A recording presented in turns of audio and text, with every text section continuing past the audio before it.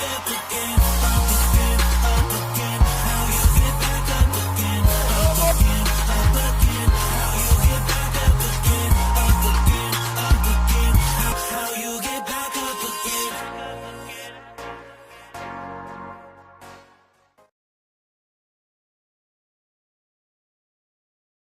wanted to just give a little bit of background and history about the Broome Center and its origins. And so you're sitting today in a very historic building. The George M. Dewey Elementary School was established here in 1921. Do we have any Dewey alumni in the room? Oh, all right, you got two. Okay, yes, thank you. Welcome.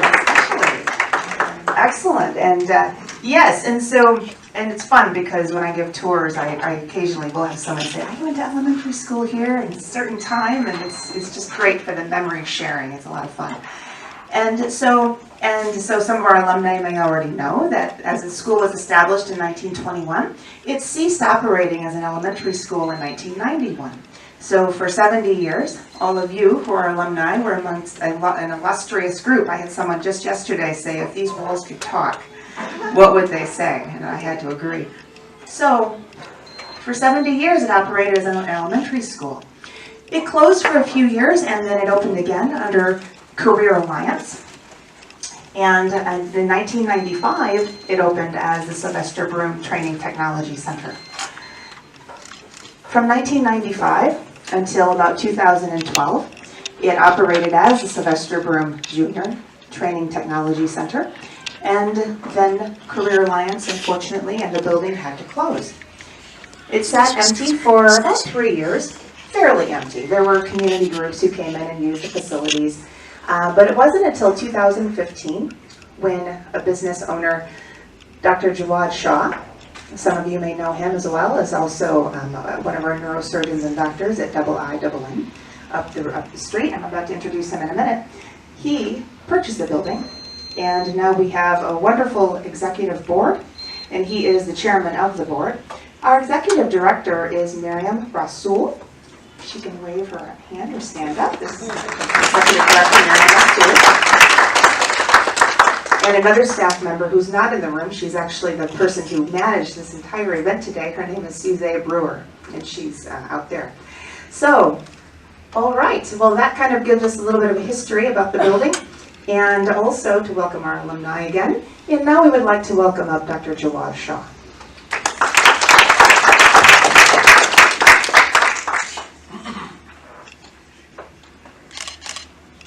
So welcome to everyone, and to have Dr. Weaver here and the wonderful work she's doing for the city is really quite the honor, and certainly the extended Broome family. I'm deeply honored to have everybody here, and particularly Mrs. Broome. And I think that the background and the history of what's gotten us here, the legacy of what's gotten us here, is what we want to honor and continue. The name of our center, we are slightly tweaking and changing to Sylvester Broome Empowerment Village. So the official name now of our center is Sylvester Broome Empowerment Village. And when I say our center, I mean all of us.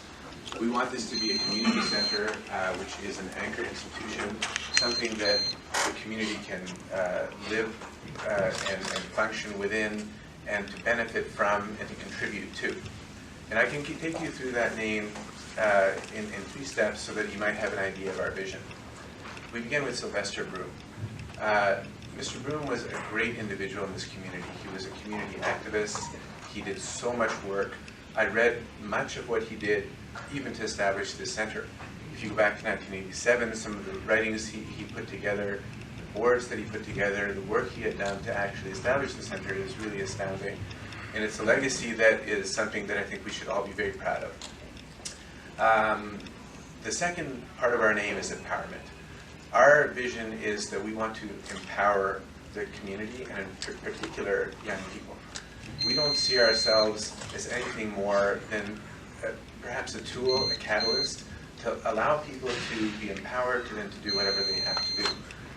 Empowerment can be political, it can be engagement in terms of careers. We want to give them the tools to be able to do whatever they need to thrive. But the primary function of empowerment, the primary purpose that we have, I believe, is to aid in education. Young people who are properly educated have the best possible tool of succeeding in life. And when we talk about education, certainly we're not a school, we don't have that as part of our vision. Our issue is now, what can we do now to enhance and to encourage and to help supplement what's now happening around them? Do they need help in English? Do they need help in math? Do they need encouragement? Do they have to see a variety of careers to now become in love with something that they really want to learn? Do they need help in scholarships, getting to universities and so on? What can we do as a center to give them whatever tools they need, whatever background they come from?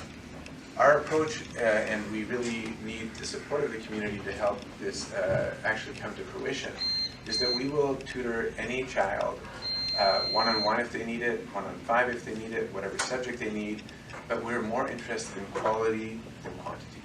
We want to do our work and we want to do it right, and that's part of our vision, that as we expand our resources, we'll be able to take care of more and more. And the idea now is to get this tool into our young people. Coming here to the center, I can remember the first few days when we came, that the members in the community, the surrounding community, came here to play basketball, some of the young people. Now, I know we have a water problem, Dr. Weaver, but these kids are 6'8" with 8-packs. I don't know what they're drinking, but I decided I was going to play basketball with them, and I very quickly realized that I shouldn't be playing with these 16-year-olds that can dunk all over me. I don't want to be posterized somewhere on the internet. But when I first saw them, I had this sense that they were very apprehensive, feeling like, they're using a center that belongs to someone else. Now I see these young people coming, and I feel like they own the center. They don't look at even myself as if I have any role. This is their center, this is their community, this is their gym. And that's what we really want to create here. The third aspect is the village. That's the last part of our name. We cannot pretend to be a little cocoon in the middle of our city. There's much to do.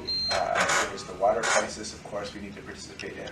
There's the economic situation that we want to do our best to try and encourage and increase the situation of the city. Whatever issues of the city are there, we're part of this village, and this is part of that village. And I believe that you can't raise a child except in a village. They're not on an island, they're in a village. So we have to pay attention to everything that's happening in our beautiful city. I'm very optimistic. I think that this city and the young people here and the people of the city are great people. I've seen that in their hearts. I've seen that in the work that I've done with my own institution on the other end of the street. And I just feel that there's nothing but opportunity. And I think slowly the rest of the country, the rest of the world will see that. And I believe that there's something beautiful that's going to come out of this. And so I'm very optimistic. I cannot wait to see what happens in the next months and years here at the center. And we're just blessed to be able to be part of that. So thank you so much for all for coming.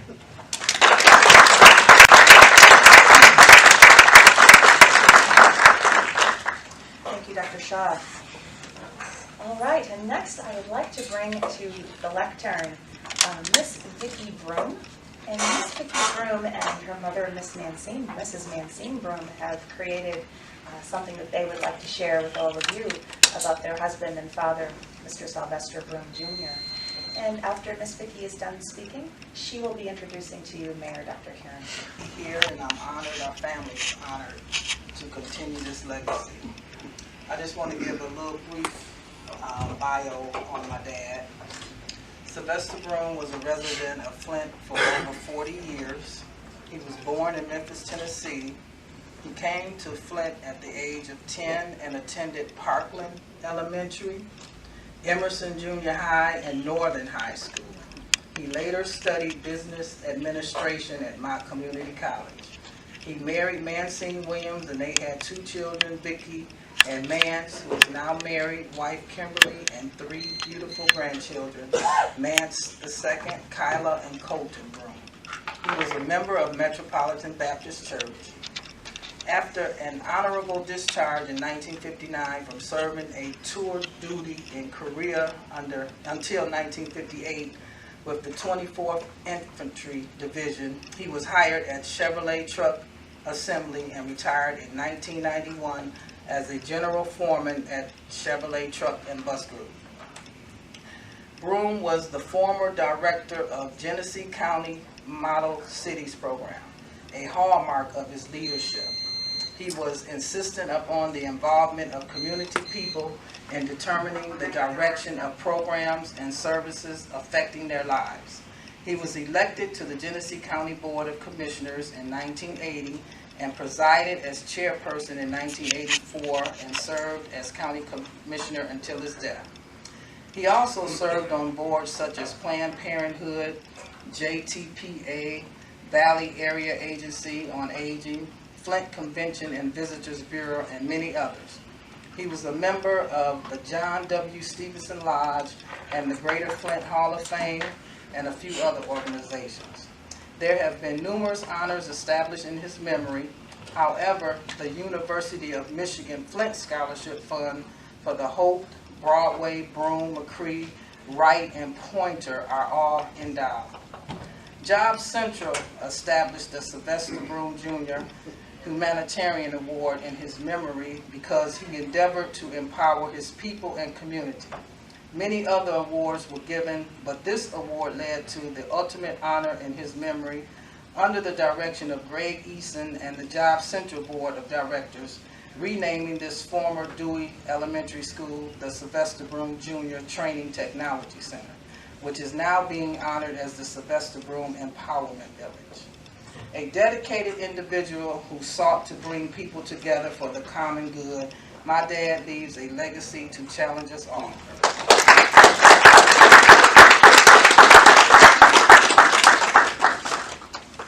Thank you, and good afternoon, everybody. Let me just start by thanking the Board of Directors here for what you've done to serve the young people in this community. This has been such a wonderful week here in the city of Flint. If we started with Sunday, with the Praise in the Park that Pastor Miller and Metropolitan had. After that, we had a playground that was at Gundry School. We've got things going on. The Back to the Bricks is happening, and now here we are today, with the Broome Empowerment Village. And that's a wonderful thing. And I was listening to you, Dr. Shaw, as you were talking, and I was almost late getting down here because of what you said. I went upstairs and I was with the young people, and there was no apprehension. And there was no apprehension in a great way. And you could tell how comfortable they felt here. And that was what I was noticing, the comfort level that they had, because when young people are comfortable, then you've already created an environment where they can learn and where they can thrive and where they can develop and have what they need to be successful. So that was the first thing I noticed, and I was having such a good time with them, I almost forgot, that's right, I have to go downstairs. But that's just a testament to what you've been, the foundation that you all have laid. And so that was a beautiful thing to see, it really was. But I would be remiss if I did not acknowledge Mrs. Mancine Broome. She has been in my life forever. And I told them there was no place else I was going to be. I was coming over here for 2 o'clock.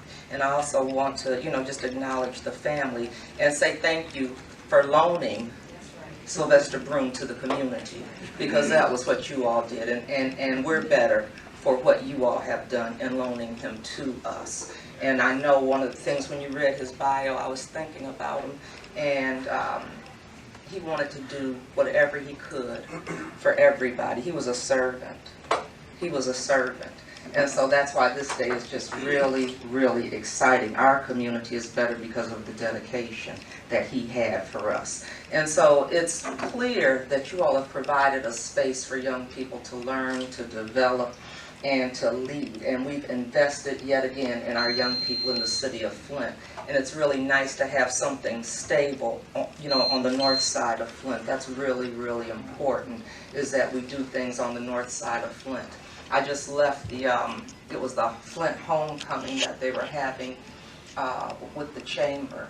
And they were just talking about how they didn't want downtown to be the island. and that there's finally some green happening outside of the island, and I think that's our responsibility to make sure it gets greener and greener over here. And don't let this part of town be forgotten. And you all have really done something to make sure that doesn't happen. So I see this expanding and getting bigger. And I do want to let you know that anything we can do from the city of Flint to help this continue, we are certainly going to do. You do have a friend at City Hall, so we'll be pushing and supporting you. And I'm sure you will let me know whatever we can do, because we want this to be successful. This is too important to our community, and it's too important for our kids. And it's not only important for this generation, but you're laying the groundwork for generations to come. And so for that, I just want to say thank you very much. I will be coming back over here, and I am just looking forward to being a partner with you. So thank you.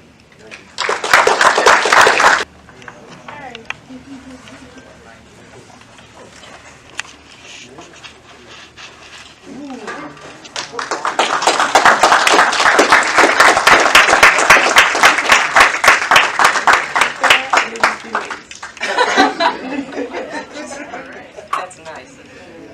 Thank you so much. Oh, right, that on it. I can move the podium off the way it is. Oh, okay.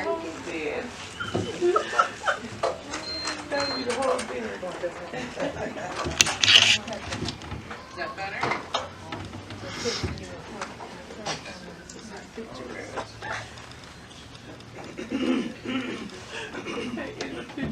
Got it?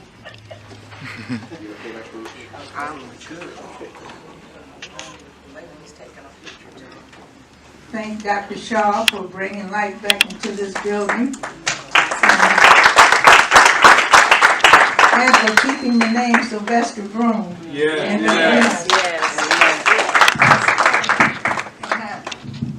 Thanks to the director and all of the partners of this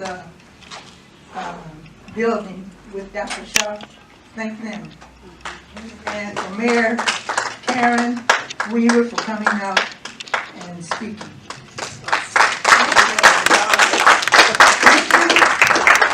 Allow us to continue to carry your name. It's just such an honor. Something exciting I want to announce is that we have free ice cream. Giving away free ice cream. So please help yourself to that. And we definitely want to thank everyone. We thank our partners, Community Foundation, for making this happen for us. They were the ones who granted us with a community grant to allow us to have this great event. Thank you.